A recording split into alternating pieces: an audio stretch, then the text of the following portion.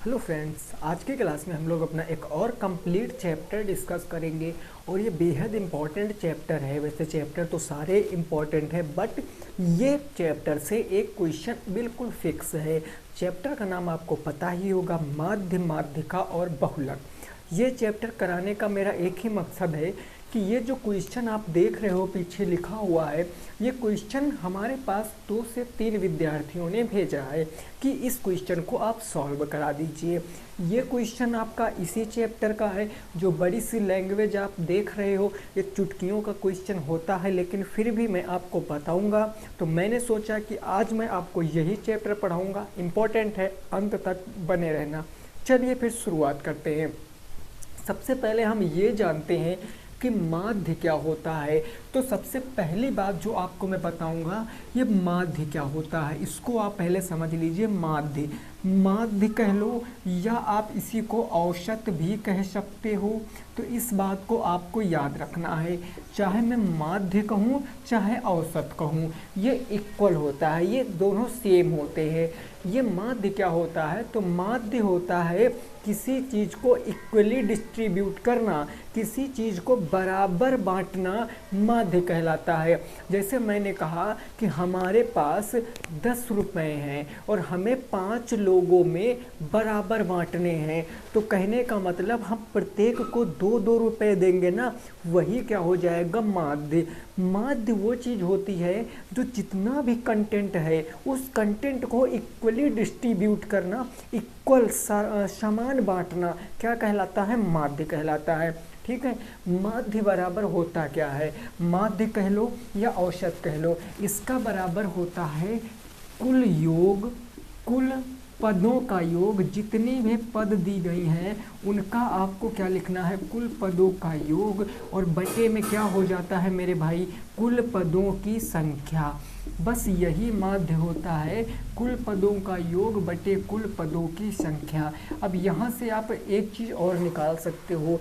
अगर आपको योग निकालना है, क्या निकालना है, योग, तो आप इसको इस तरफ भेजोगे तो ये इधर आ जाएगा गुणे में। यानी मैं आपसे इतना कह दूं कि जो कुल पदों का योग अगर मैं यहाँ से निकालना चाहूँगा कि कुल पदों का योग क्या होगा, तो आपको पता है कि ये आएगा इधर गुणे में। यानी ये है माध्य कह लो इसको, या फिर आप इसको औसत कह लो जिसको एवरेज कहते हैं, और यहाँ से ये गया, इससे गुणा करा देगा कुल पदों की संख्या से। बस इतनी बात आपको याद रखना है और यही से आपका ये क्वेश्चन हो जाएगा।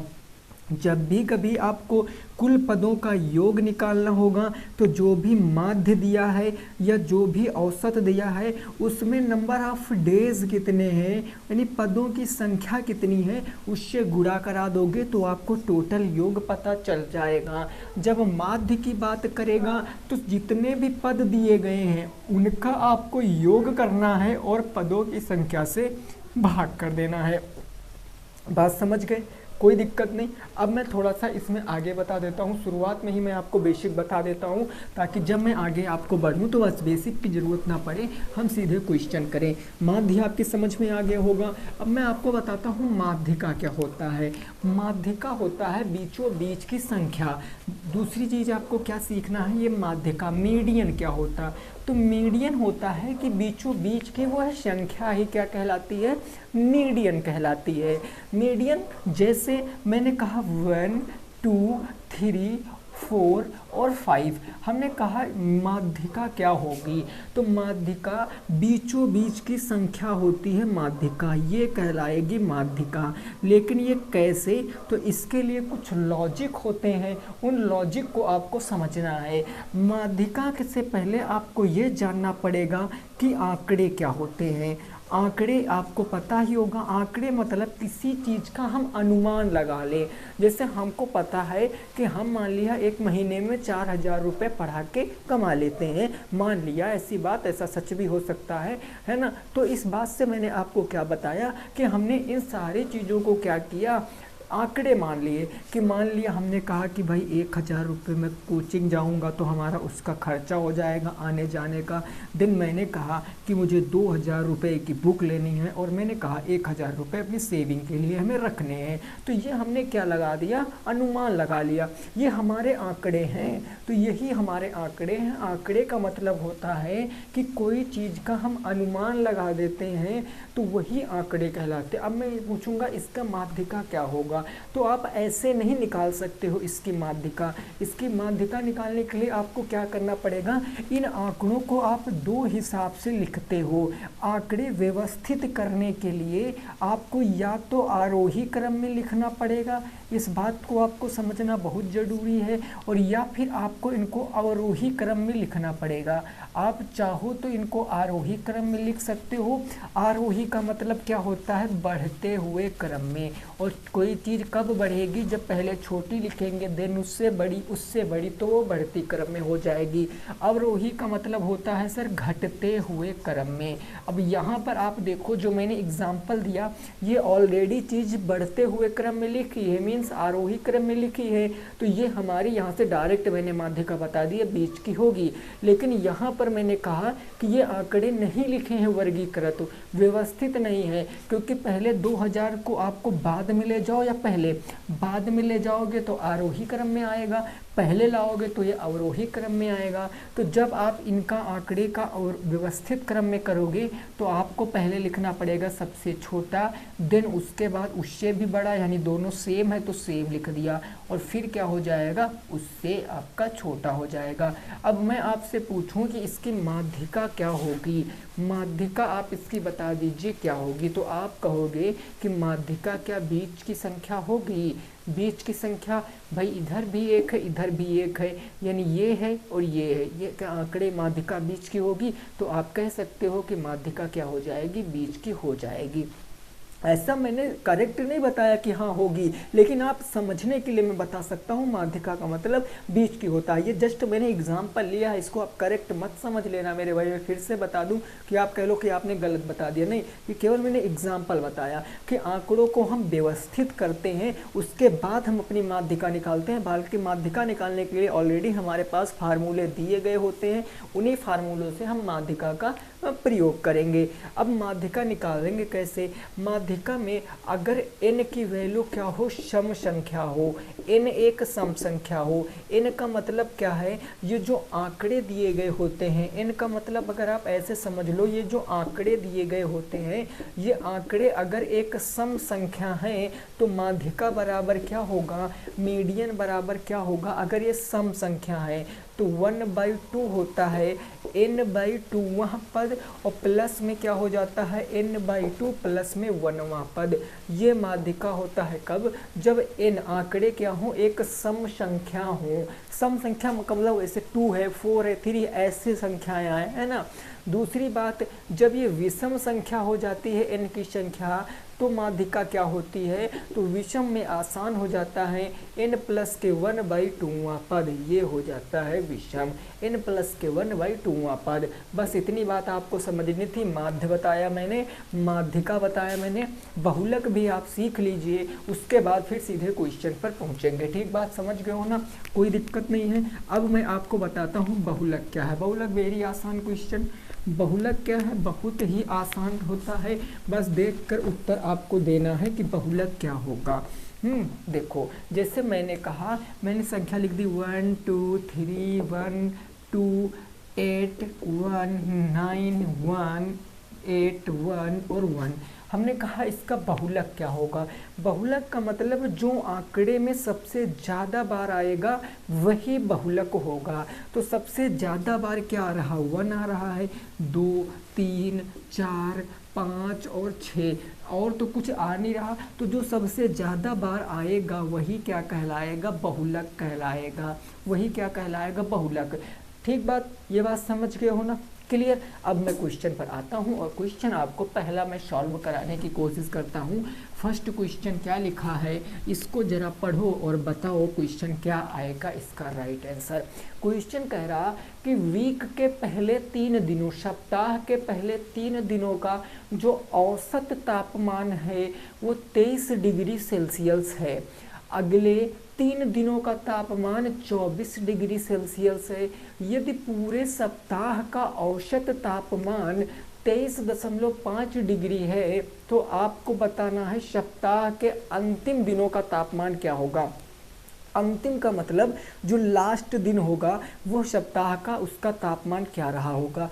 अब आप कहोगे सर ये हम बात कैसे क्वेश्चन में लगाएं। देखो आसान क्वेश्चन है, जो बात बताया उसी को अप्लाई करो। सबसे पहले मैं आपसे केवल इतनी बात जानना चाह रहा हूँ कि पूरे सप्ताह का औसत क्या होगा।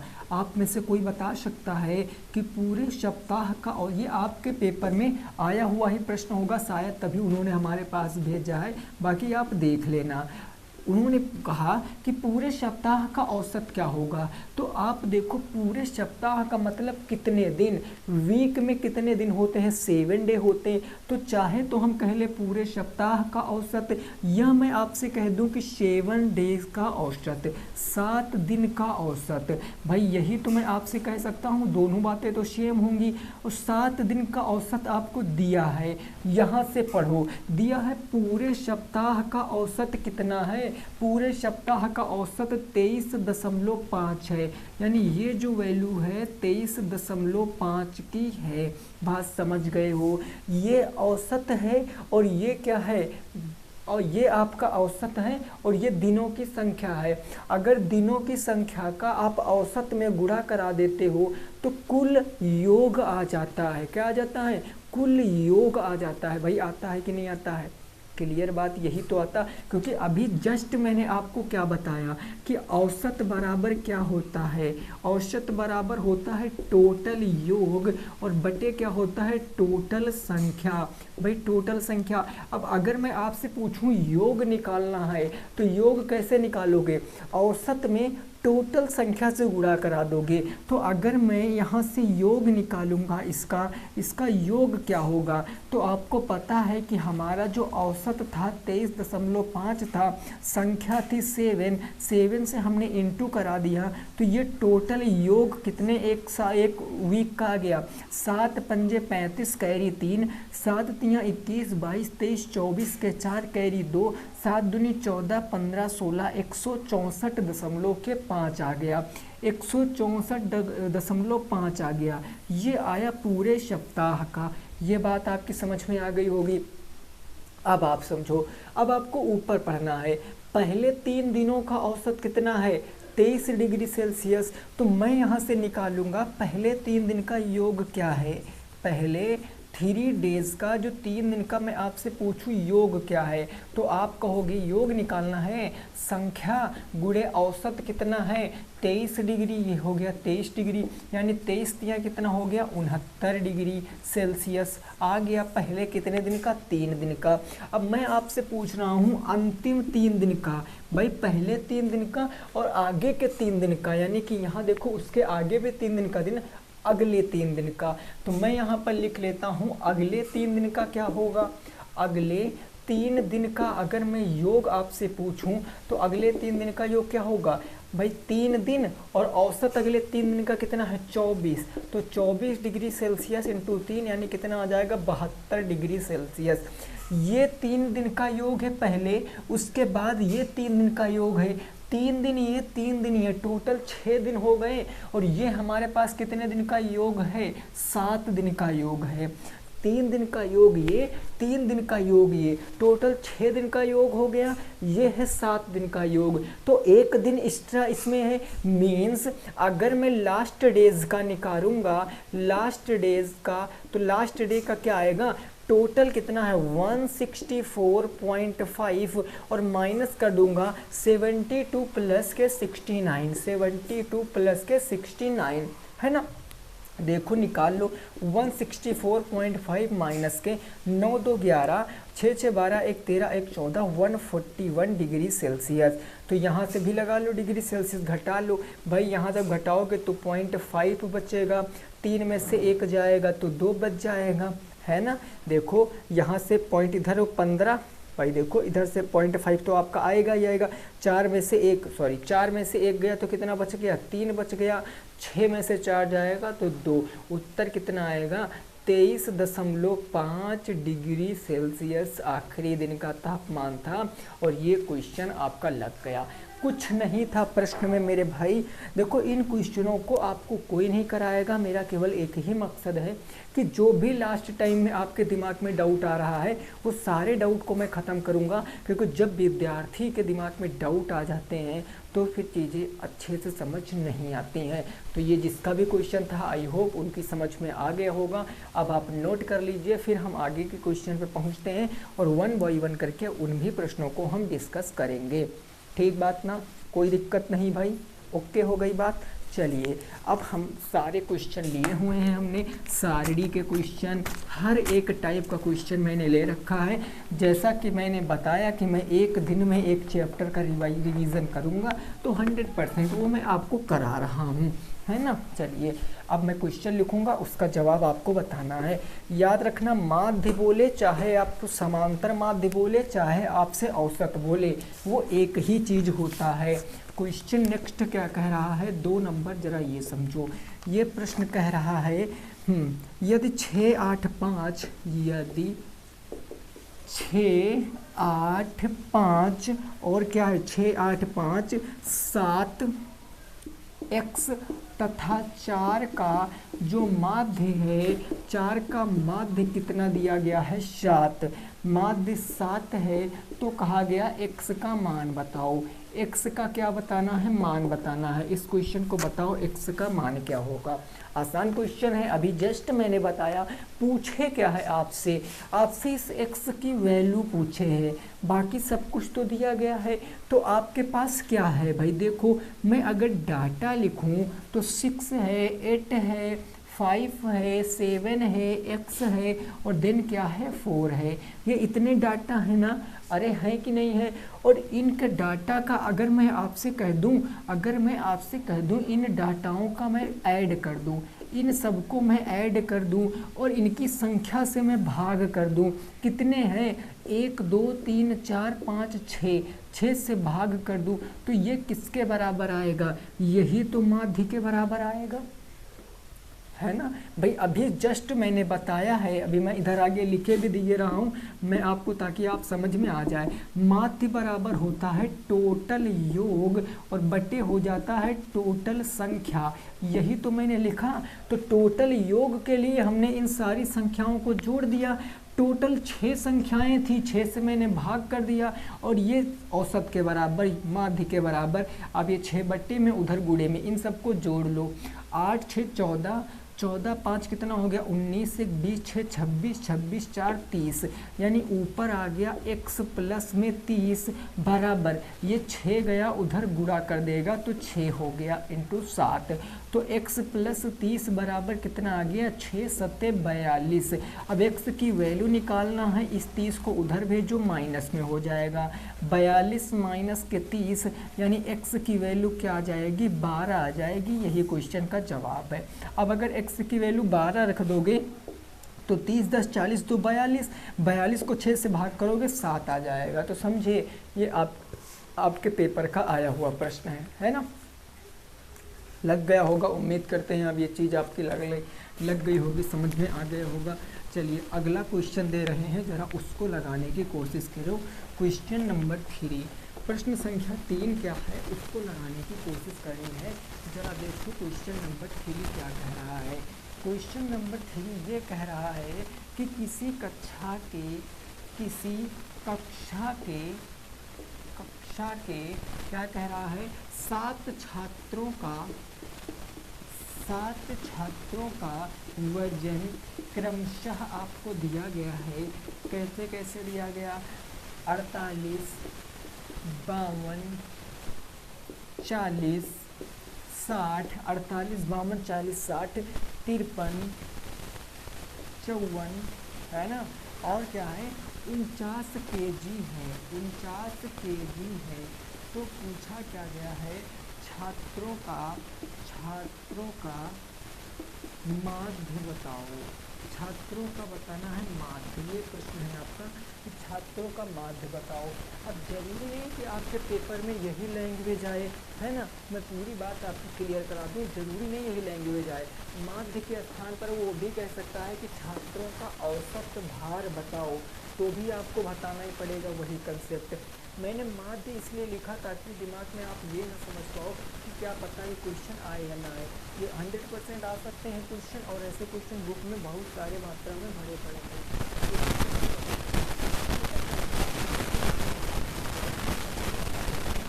इन सबको ऐड करेंगे तो ऐड करोगे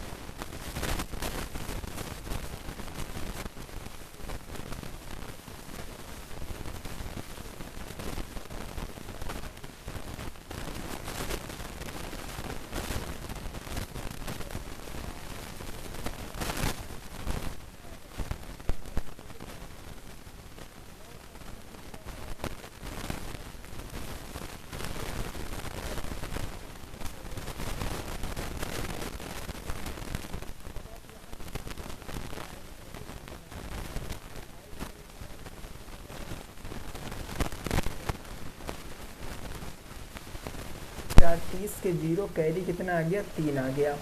1 4 1 5 5 5 और 9 5 14 6 20 20 8 28 28 2 30 30 3 कितना हो गया 33। ये इसकी वैल्यू 33 आ गई। एक एफ वालों को ऐड कराओ। 12 8 20 20 9 29 31 2 32 32 6 कितना हो गया भाई 32 6 38 38 2 40, यानी इसकी वैल्यू कितनी आ गई तो 40 आ गई। अब आपको पता है ये है एफ की वैल्यू, ये है एफ एक्स की वैल्यू, और माध्य का फार्मूला क्या होता है आप अच्छे तरीके से पता है आपको। माध्य का फार्मूला होता है सिग्मा एफ एक्स अपान क्या होता है भाई सिग्मा एफ होता है। सिग्मा एफ एक्स अपान क्या होता है सिग्मा एफ होता है। बस वैल्यू रखो, सिग्मा डजंट मैटर, सिग्मा की कोई वैल्यू नहीं होती है, बस फार्मूला होता है स्टैंडर्ड, इसलिए हम इसको लिखते हैं। तो यहाँ पर एफ एक्स देखो कितना आया है, एफ एक्स आया है 330, सो मेंशन कर दिया मैंने 330। एफ की वैल्यू कितनी आई है 40, काट दो इसको, जब काटोगे 4 सतह 28 कितना बचा 4 अट्ठे 32, 4 अट्ठे 32, एक बच गया दशमलव लगाओ, उस एक में 0 बढ़ाओगे 10 हो जाएगा। 4 दूनी 8 कितना बचा 2 बचा, 4 पंचे 20, 8.25 क्या आ जाएगा क्वेश्चन का जवाब आ जाएगा, नोट कर सकते हो। 8.25 क्या आएगा क्वेश्चन का सही जवाब आएगा, आप इसको नोट कर सकते हो 8.25। ठीक बात, समझ में आ गया भाई कि नहीं आ गया आपकी। चलिए नेक्स्ट अगला देखेंगे क्वेश्चन।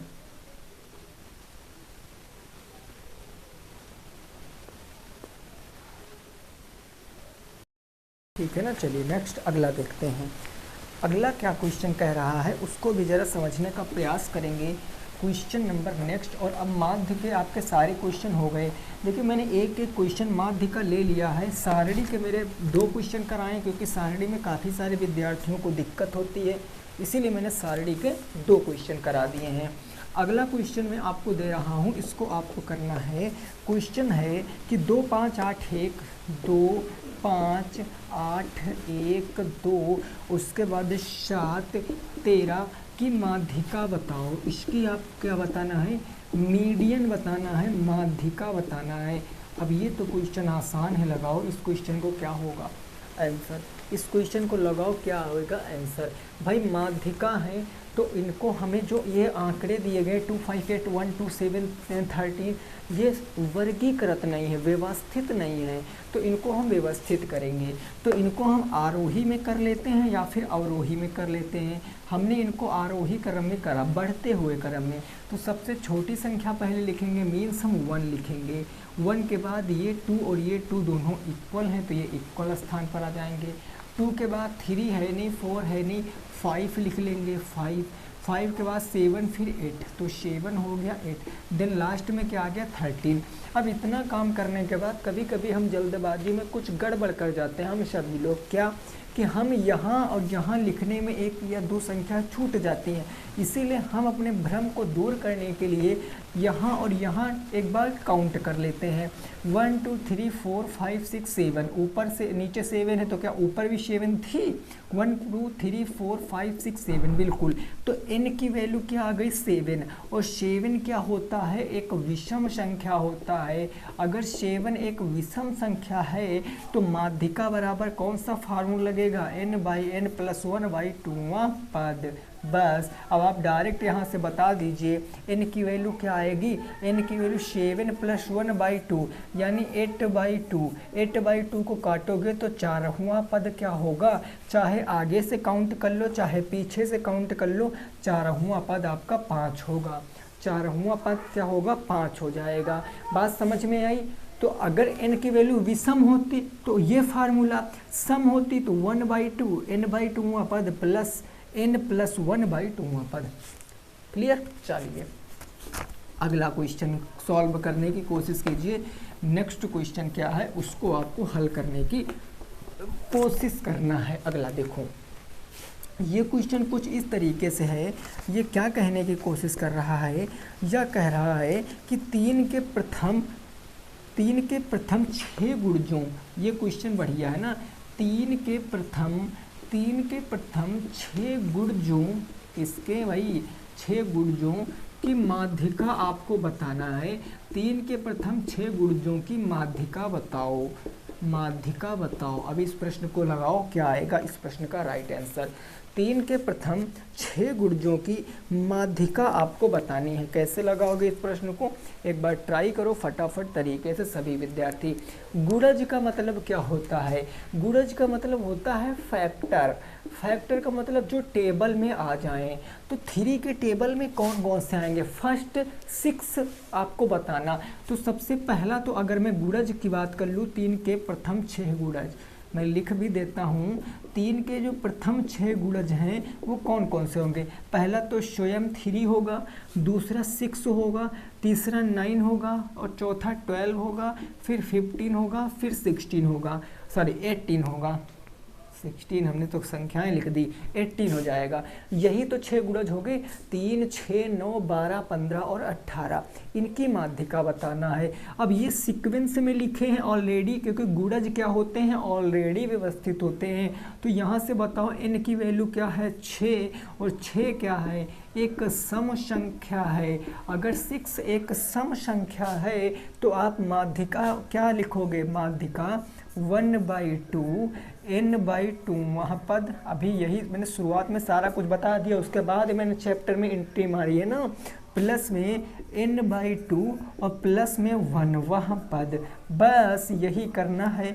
तो आप यहाँ लिखोगे 1/2, n की वैल्यू कितनी है 6, तो 6/2 वहाँ पद। बस यहाँ कभी कभी गलती क्या होती भी बताऊँगा। 6/2 प्लस में क्या होगा 1 वहाँ पद, है ना। अब देखो 2 से काटोगे तो 3 बार में, 2 से काटोगे तो 3 बार में, तो ये क्या आ जाएगा 1/2। यहाँ आ जाएगा आपका 3वां पद, और प्लस में 3 + 1 क्या होगा 4वां पद। अब काफ़ी सारे विद्यार्थी क्या करते हैं, 4, 3, 7, 7 को 2 से भाग करेंगे 3.5। नहीं, आपको करना क्या, आपको बेसिकली यहाँ पर पद रखने हैं। भाई देखो 3वां पद, अब इसमें देखो तीसरा पद कौन सा है 1, 2, 3, क्या तीसरा पद 9 है, चौथावां पद क्या है 12। तो अब इस तरीके से आपको लगाना है। अब देखो 1/2 करोगे, फिर 12, 8, 20, 1, 21, तो यहाँ से 21 क्या हो जाएगा, मल्टीप्लाई कराएगा 10.5 आ जाएगा माध्यिका। माध्यिका कितनी आएगी 10.5, 2 दहम 20, 2 पंचे 10, 10.5 माध्यिका आएगी। तीसरा और चौथा पीछे से लोते तो तीसरा और चौथा 12, 8, 20, 21/2 10.5, ठीक है ना। 10.5 क्वेश्चन का क्या आएगा, सही जवाब आ जाएगा। क्या बात आपकी समझ में आई है, क्या ये बात आपकी समझ में आई है।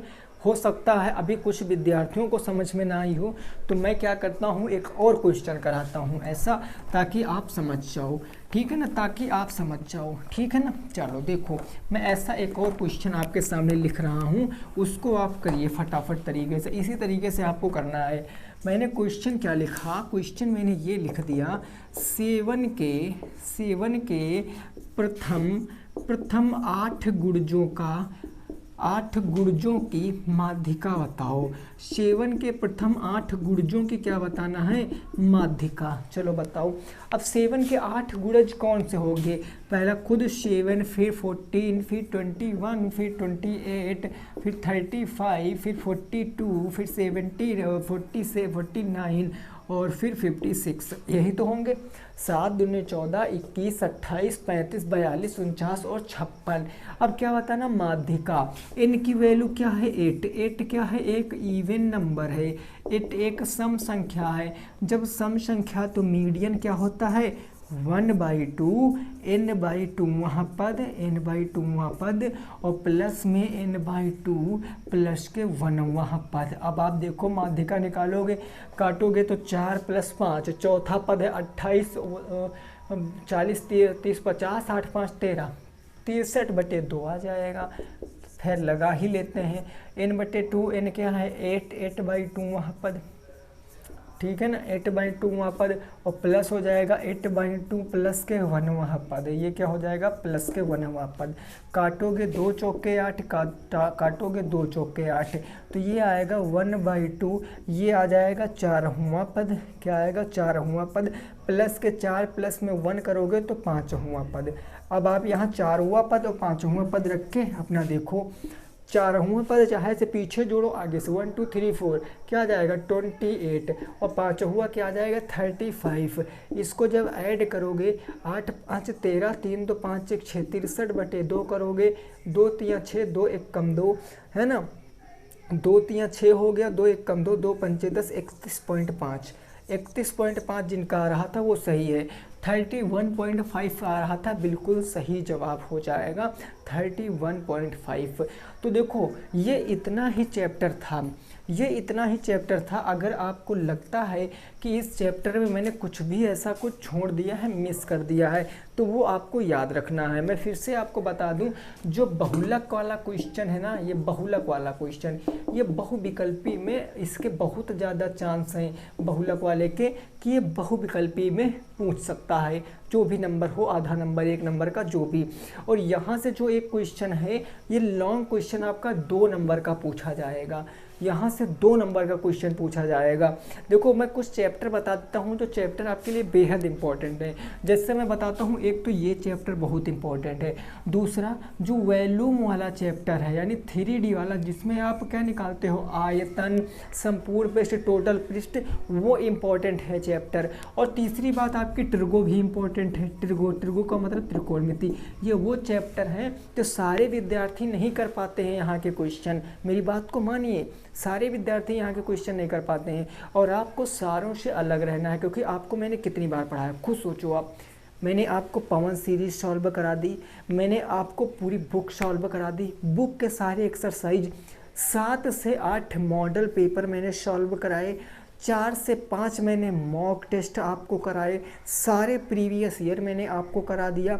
और अब फिर मैं आपको एक दिन में एक चैप्टर ख़त्म कर रहा हूँ। ये सारे बुक के ही क्वेश्चन आपके हैं, कहीं अलग के क्वेश्चन नहीं हैं।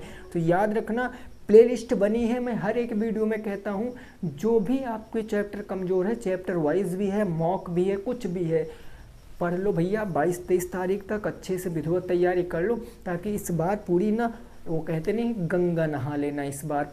इसका पेपर देकर फिर यही आप कहोगे बस हो गया, अब कुछ नहीं करना है। अब हमें डीएलएड वाले से नज़र हटा लेनी है, फिर अब हमें नज़र धरनी है TET, super TET, C TET के ऊपर। ठीक बात ना। तो वीडियो कैसी लगी जरूर बताना, अपने इष्ट मित्रों के संग जरूर शेयर करना। मिलेंगे आपसे नेक्स्ट क्लास में एक और चैप्टर के साथ। तब तक जय हिंद, जय भारत और वंदे मातरम।